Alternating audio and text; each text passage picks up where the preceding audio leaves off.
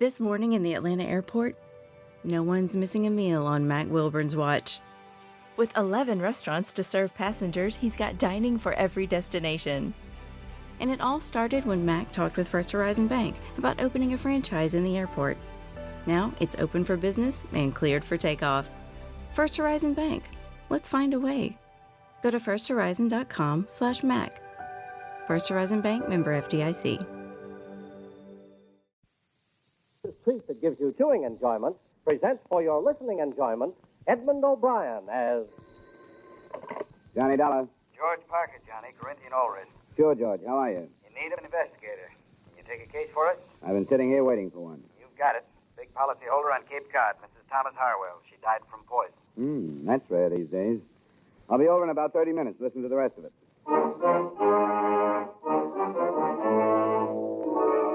the makers of Wrigley's Spearmint Chewing Gum bring you Edmund O'Brien in a transcribed adventure of the man with the action-packed expense account, America's fabulous freelance insurance investigator. Yours truly, Johnny Dollar.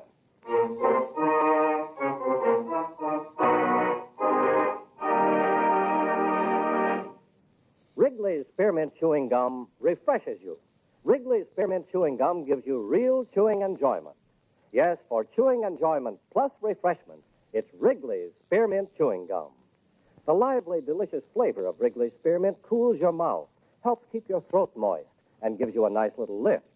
The good, smooth chewing of Wrigley's Spearmint helps keep you feeling fresh and alert, adds enjoyment to whatever you're doing. So for chewing enjoyment plus refreshment, treat yourself often to Wrigley's Spearmint Chewing Gum. Healthful, refreshing, delicious.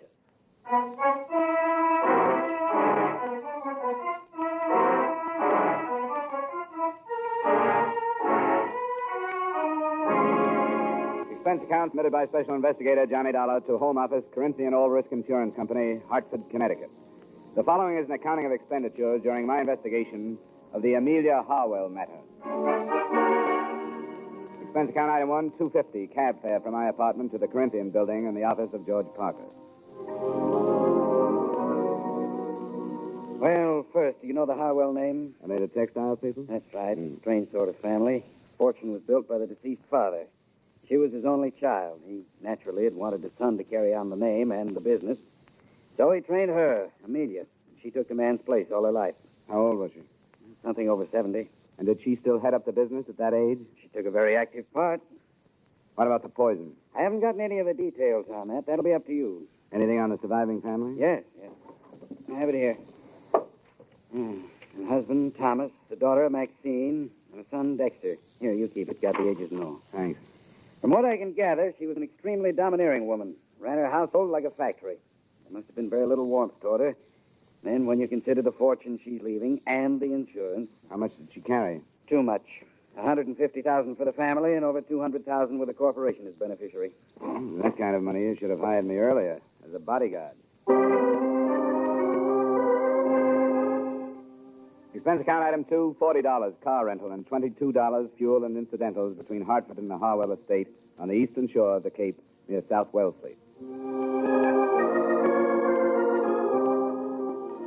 The mansion was as solid as the family's Dun and Bradstreet rating.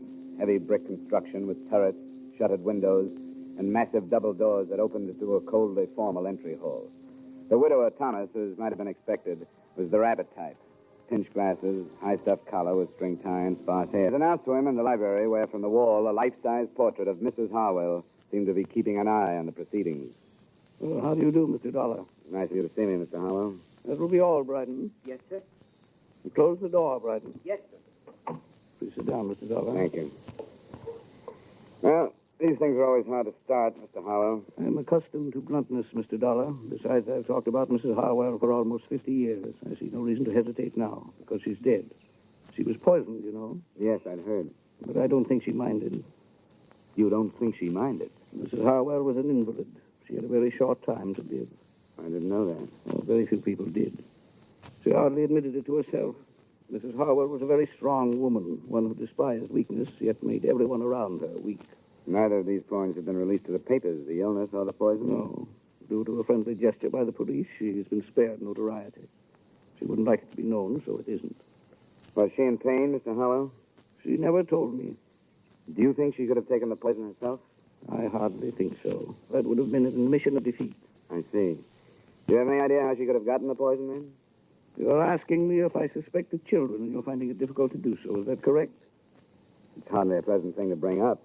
The time for delicacy is past. I'm afraid I don't approve of my daughter or my son at all. Oh?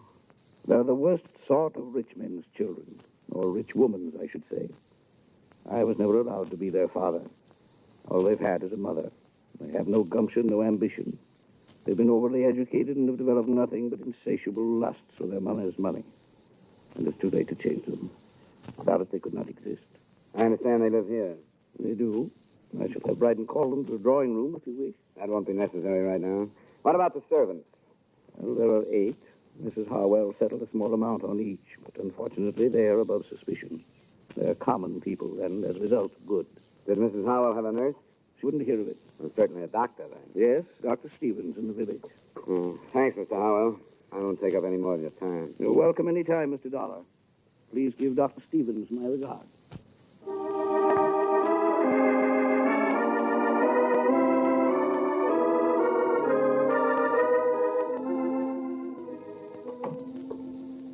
Well, Mr. Dollar, the Harwell case passes from my hands into yours. I wish you more success than I've had. Thanks, Doctor. Amelia was not only a hopeless cancer victim, but she was a stubborn old fool.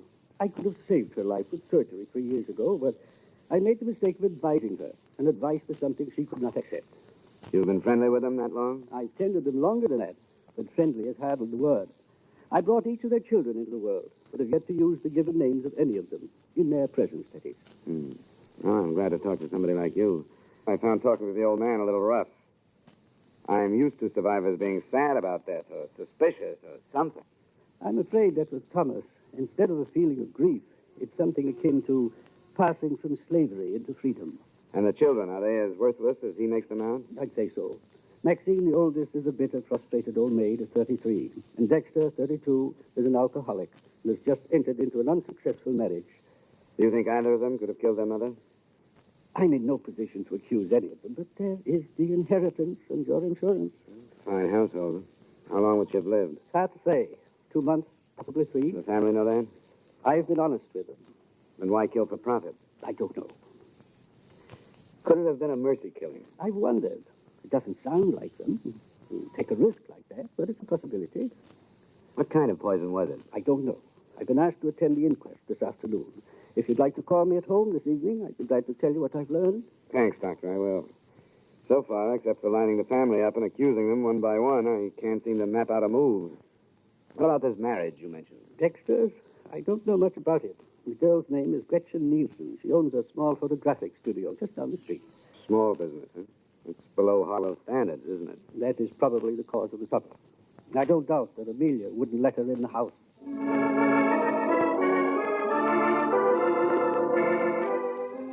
Through the plate glass window of her studio, Gretchen Nielsen looked like a girl anyone would enjoy having around the house.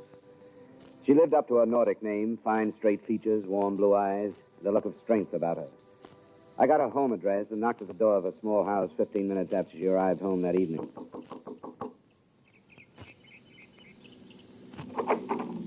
Miss Nielsen? Yes? I guess I should have said Mrs. Harwell. My name is Dollar. I'm an insurance investigator working on the elder Mrs. Harwell's death. I'd like to talk with you. Well, I don't know anything about it. Why have you come here? Because I haven't found any place else to go. I'd rather not talk to you. Why not? There are things you don't want to say? All right. Come on in. I'm surprised I haven't been questioned before this. Police haven't started yet. Probably why you haven't. I suppose that means I can expect to be dragged into it by them. I'd imagine so, yes. We can sit over here. You know she was poisoned, don't you? Yes, I didn't until Bryden the butler told me. I read about the death in the paper and phoned out there. Why aren't you living there with your husband? You have no right to ask me things like that, have you? You don't have to answer my questions, but it might be a good idea to get things out in the open. Why? Because there has to be a reason for Mrs. Harwell to die the way she did. Could your marriage to Dexter be behind it in some way? I don't see how. Wouldn't they let you and Dexter live together in the house? I didn't give them a chance to let me. They knew I'd never live there. What did they tell you? What did they say about the fortune hunter who lured and trapped their only son? You weren't mentioned. That's hard to believe. Why isn't Dexter here with you? Because he's a slave. He's too weak to be anything else. I hate myself for saying that, but it's true. Why'd you marry him? Because I love him. I thought we had something that would drag him away from that family that smothers him. But when the time came, he wouldn't leave them. Why not? Because his mother never taught him to do anything but hold out his hand for the money that was always there for the taking. He's due to come into some money of his own now. Quite a chunk. You led the conversation to this point, didn't you? Dexter would never kill for the money. There has to be a reason why she died. I think her husband did it. Why? To stop her suffering. I caught her off guard a few times. I know she was in pain. And I know she was frightened. Probably for the first time in her life. I think he knew that, too, and wanted to help. That could be. First, you sounded like you hated her. Now you don't. I feel sorry for her. Because she made so many mistakes. And now she's dead, and there's nobody to correct them.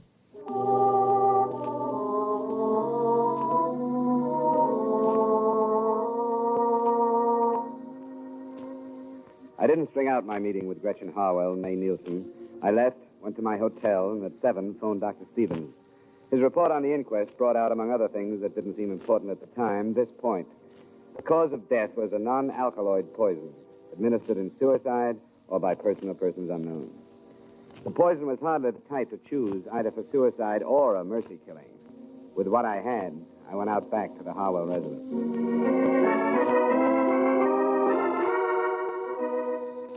I'm sorry, sir. Mr. Harwell has retired. Is the rest of the family up? Yes, sir. I wonder if you'd tell them that I'd like to see them. Very well, sir. If you'll wait in the library, I'll tell them you're here.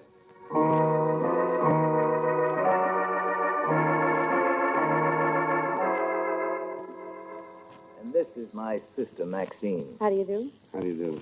Now, what do you want? I understand both of you were here the night your mother died. Yes. Yes, that's right. I've just gotten the verdict of the inquest. The poison that killed her was not a pleasant one. Did any of you hear any sound shortly before your mother was discovered dead? I didn't, and I found her. I went in to bid her goodnight. I didn't hear anything. I was in my room. Where's that? Just down the hall from Mother's. What's the meaning of this anyway? The point is that your mother would have cried out. The poison would have been... What's that?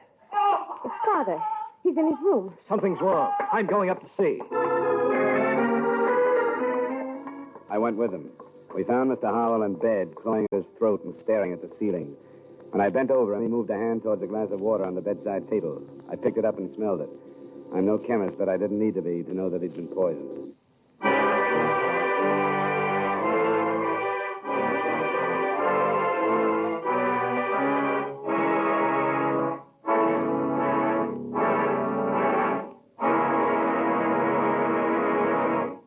Friends, wherever you are, whatever you're doing, you'll enjoy chewing Wrigley's Spearmint Gum.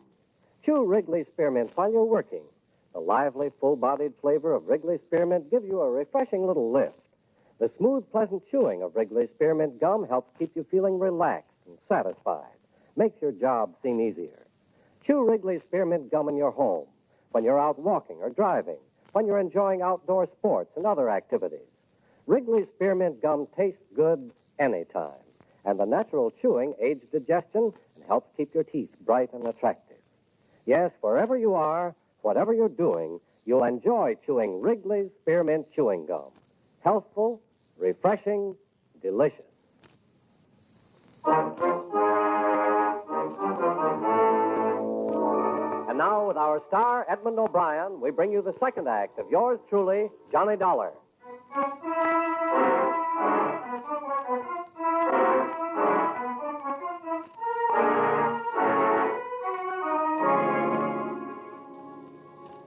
I tried to read something in the expressions of the son and the daughter as we stood for a moment around their father's bed. There wasn't much in them. No surprise, no fear, no satisfaction. Maxine looked a little embarrassed and left to phone Dr. Stevens. Dexter looked a little vague and said he thought he knew where a medical book was. And I was left alone with Thomas Harwell. I'm all right. I'm all right. Call him back, Mr. Dollar. I'm all right. I won't die. Of course you won't. I'm all right. How much water did you drink? Not very much. I was so thirsty, too. But I think I smelled it. I only said I felt a terrible burning in my throat. I could hardly breathe. Who would do this to me? I was hoping you could tell me, Mr. Harwell. We won't talk about it now. Dr. Stevens is coming out to have a look at you. I'm glad he's been called. He's my friend. Anything I can do for you in the meantime? No, thank you. I'm going to be all right. I'm not ready to follow Amelia. I'm not ready yet.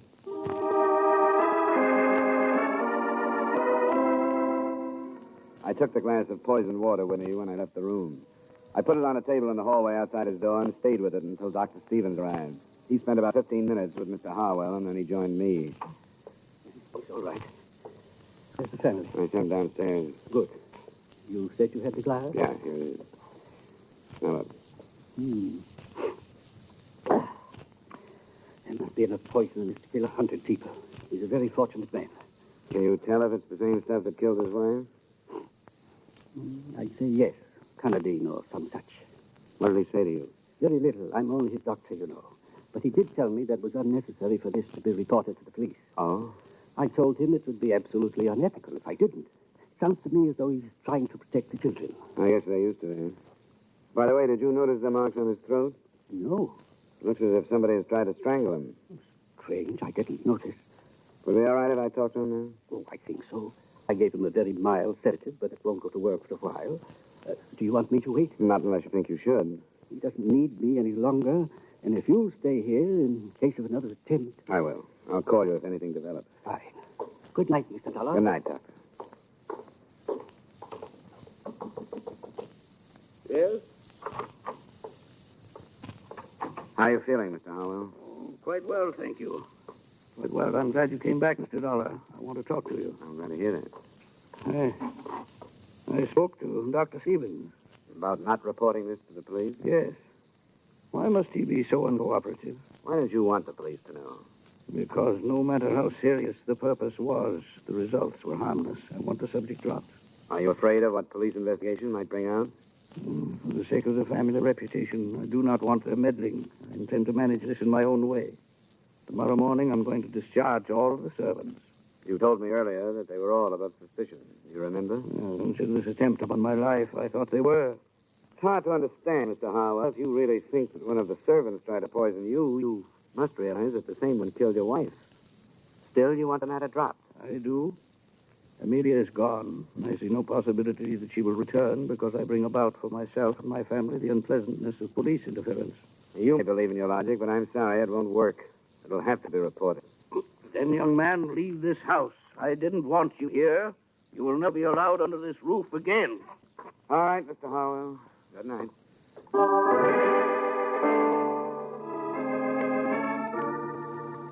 I picked up my glass of evidence again and started downstairs. When I got to the entry hall, I heard voices and looked into the library to see the children, Maxine and Dexter.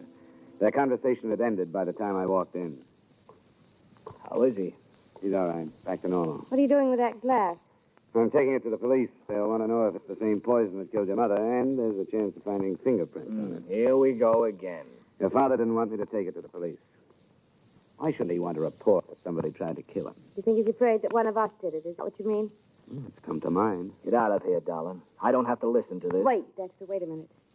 That's what he thinks. The police are going to, too. Then I'll listen to them. It's their business, but not his. I don't have anything to be afraid of. I didn't keep a 3-month-old marriage secret like you wanted me to. Dexter. And I didn't break the news to her by telling her that she was going to be a grandmother like you wanted me to. You think everything's wrong. Dexter, shut up. You're drunk. Oh, let him accuse you. I'm not going to listen to him. I'm going to bed.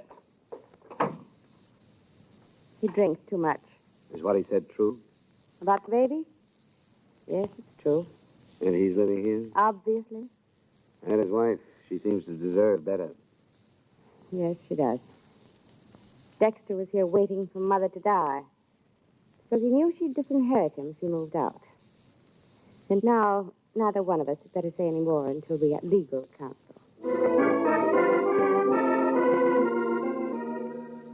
I took the poison to the police and made a statement.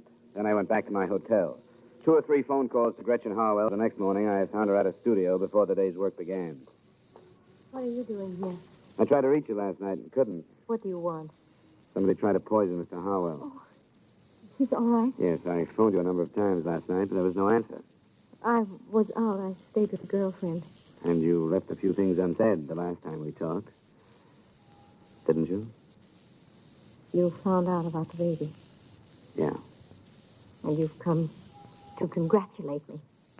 How nice. I've been simply swamped with congratulations. Please, this has to be straightened out, and everything that's held back makes it harder.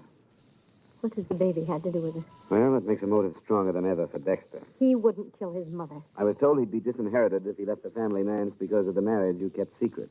Where did you hear that? Came out last night. He didn't kill his mother. How about trying to kill his father? No. He was trying to help us. The father? Doesn't sound quite right. I know it doesn't, but it's true. Dexter didn't even realize it, but I did to him. Mr. Harwell had never done anything in his life, but he tried to help us. Why? Because when he married her, he must have had a personality. His mother didn't approve of Dexter and me, but I think his father did. You didn't keep it a secret from him? For a little while, until I insisted that we tell him. And he kept it from Amelia. Do you know why? Because she was the dictator. When she was sick, she was worse. She'd think Dexter had waited until she was helpless before marrying the girl he wanted to. But she found out and was poisoned before she could do anything like dropping Dexter from her will. I don't care. I don't care. I'll even say that Dexter did have reason to kill his mother. But he never would. And not his father. You aren't trying to protect him, are you? Of course I'm not. I don't care how much I love him. I wouldn't want him if he were a murderer.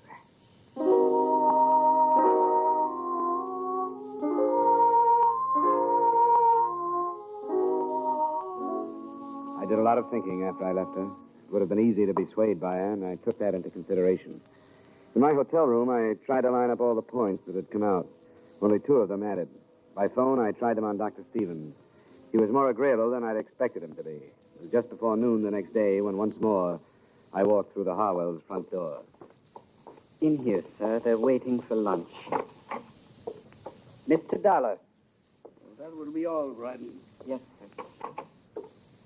Mr. Dollar, I thought I told you not to enter this house again. You did, Mr. Harwell, but I thought the fact that I might save one of your children from a murder trial might make a difference. Which one, if I may ask? Dexter? But I don't understand. I think we've had enough of this, Mr. Dollar. My family has been quite upset since you've arrived. I think we've had enough, too, Mr. Harwell. I wonder if I could talk to you in private. Who are you to ask that? No, Dexter, I think I agree with him. Please leave. But, Father, I You feel... too, Maxine. All right, Dad. Come on, Dexter. Sure. See if Dollar can tell him anything worse about me than he knows. Well, Mr. Dollar? You wouldn't like to see Dexter charged with the murder of your wife, would you? Of course I wouldn't. The police are ready to do it. And they've got a good case. You didn't think of that, did you? I beg your pardon? You didn't realize that you might set up a situation that would jeopardize your son. I don't think I understand. I think you do. You killed your wife, didn't you? I? You filled a glass of water last night to throw off suspicion and to get rid of the evidence at the same time. Mr. Dollar. If you didn't, Dexter is going to be brought to trial. I can promise you that. I saw the charges being drawn. They have everything against him, except 2 or 3 things. What are they? Something that was hidden behind those tall collars of yours. Scratches on your neck. Another thing that came out at the inquest. Bits of flesh under your wife's fingernails. And the fact that your children didn't hear anything the night she died. They all go together. You struggled to keep her quiet, and she scratched you. You're a very observing young man, aren't you? Not necessarily, but certain things add up. Am I right? I could hardly deny it now. Yes. It made such a little difference to Amelia, though I don't imagine the officials take that into consideration. They seldom do. But it made such a great difference in Gretchen's child. I've made many mistakes with my own children through deference to my wife. I'd hoped that I could help my grandchildren through strength. Strength enough to do what I have done as a child through Dexter. I had hoped that Amelia, when she knew that a life was being given while hers was being taken, would be glad to approve, but she didn't. She asked for a lawyer so that she could change her will, and I knew what I had to do. I'm sorry, Mr. Howell.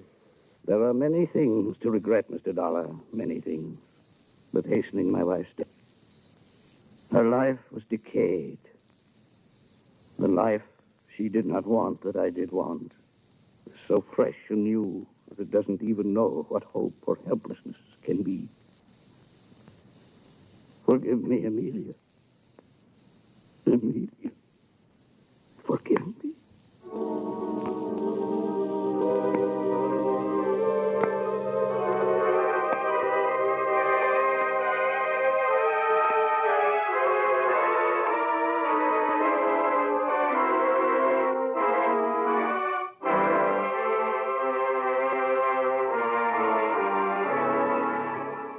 Expense account item 3, miscellaneous, $35.85. Item 4, same as item 2, transportation back to Hartford.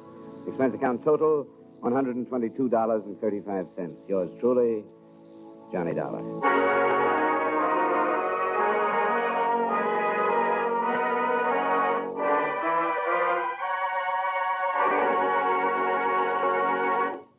Remember, friends, Wrigley's Spearmint Chewing Gum refreshes you.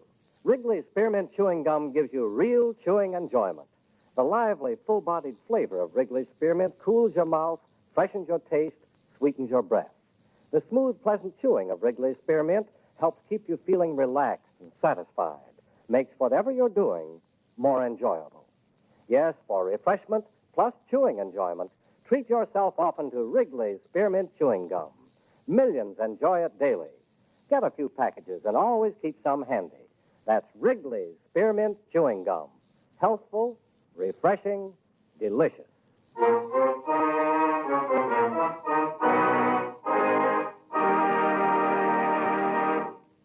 Yours truly, Johnny Dollar, brought to you by Wrigley's Spearmint Chewing Gum, stars Edmund O'Brien in the title role and is written by Gil Dowd with music by Eddie Dunstetter.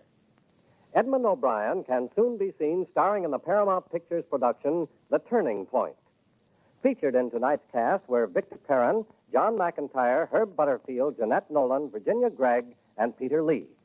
Yours truly, Johnny Dollar, is transcribed in Hollywood by Jaime Del Valle.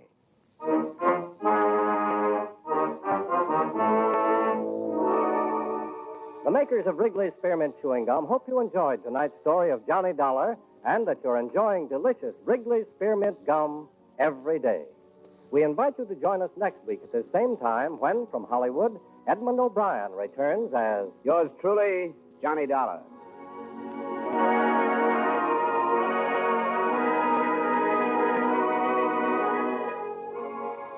This is the CBS Radio Network.